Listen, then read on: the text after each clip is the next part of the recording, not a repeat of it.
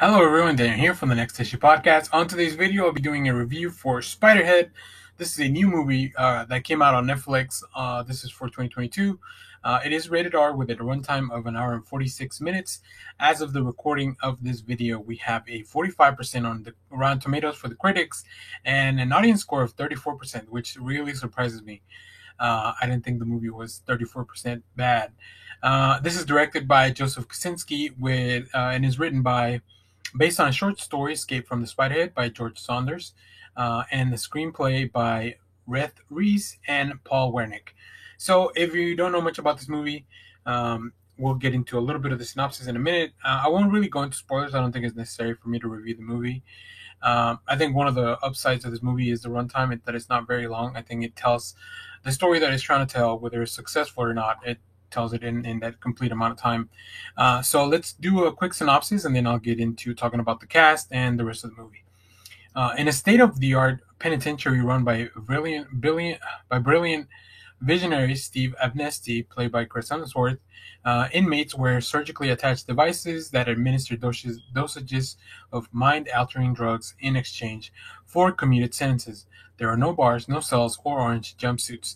In Spiderhead, incarcerated volunteers are free to be themselves until they're not. At times, they're a better version. Need lighten up. There's a drug for that.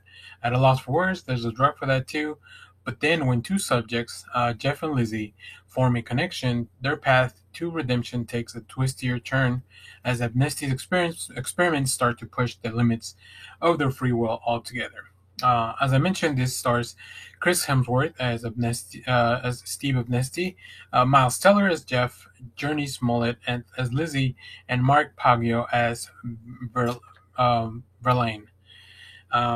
So, yeah, I wanted to watch this movie because I felt the premise was interesting. I thought it definitely sounded like something you would see in a Black Mirror anthology, something like that, right? We have this futuristic prison that is very different, but there is a cost for being there, right? That you are subjected to these experiments. And kind of everything I saw in the previews, that's where it led me to. I feel like the premise was very interesting, but unfortunately, I don't think the story fully delivered on what they were trying to do. I think there's a few things that was a little bit weak in its execution as far as telling the story that that they had set up from the beginning. There are some twists and turns, and there's some stuff that it can get pretty both emotional and a little bit. I mean, it is a prison. It is like they are doing experiments on people, and yeah, the drugs that they themselves feature in the film. I think they're very interesting. The effects or the desired effects from the drugs are really interesting, but that's only the top level. I think going deeper into that, the story kind of devolves a little bit into what somebody would expect. It doesn't seem like too surprising. Now, I've not checked out the short story, so I don't know how faithful this adaptation is to that. So let us know down in the comments if you enjoyed Escape from Spiderhead. What I did enjoy were the performances. I think I'm a big fan of Hemsworth and Miles Teller and Journey Smollett, and I think I found all their characters, all three of them, very compelling. And it's good. It's a good thing because we spend about 90% of the movie with those three characters, in some combination of each of them. And I think that's what kind of kept me watching the movie. Like I said, it's not the most compelling story, but their performances were good enough for me to stay tied into and at least be interested enough to finish the story. Um, one of the main things that I think this movie has going for it is that it is on Netflix and you can watch at home. So it's not.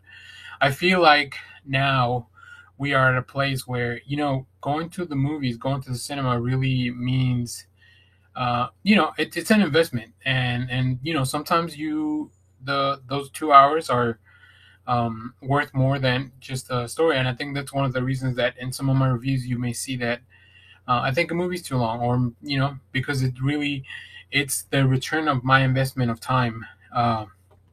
So I would like to be pretty much hooked onto your movie for a 90% of the film or whatever it may be. Like that's how I feel like I'm getting my time. How my time is valued. But yeah, overall, I enjoyed the film fine. I think on Letterboxd It was at around a 2.5, 3 stars review. And I kind of go back and forth on that just because I'm still kind of thinking about the story and the resolution and the twist and everything. Um, but yeah, I would say if you have a few hours on Netflix and you don't have anything else to watch, definitely throw it on. If you're a fan of any of these actors, definitely go ahead and check it out. If you're a fan of the original material, I would definitely look to hear back from you. But yeah, that's about it. I think the movie does present some interesting ideas, and it has some really interesting visuals at points. I really like the whole layout of this Spiderhead prison. Uh, so yeah, and it's just that outside of those three characters, everyone else was kind of just a paper cutout of maybe something we've seen before. But yeah, that's about it. Let us know what you think of this movie if you've seen it. If not, go back on if you want to watch it. So, as always, thanks for watching, everyone. Remember to share, like, subscribe, hit the bell so you know when we go live. That is most Sundays, 10 a.m. Central Standard Time. Stay tuned because we have more comic reviews, trailer reactions, TV recaps, all that fun stuff. Stay tuned to the channel because I just got back from Fan Expo Dallas, so I have some videos I'll be uploading to the channel from that. Finally, going back to a convention that size was a very interesting experience. So, yeah, thanks for watching, everyone. Bye bye.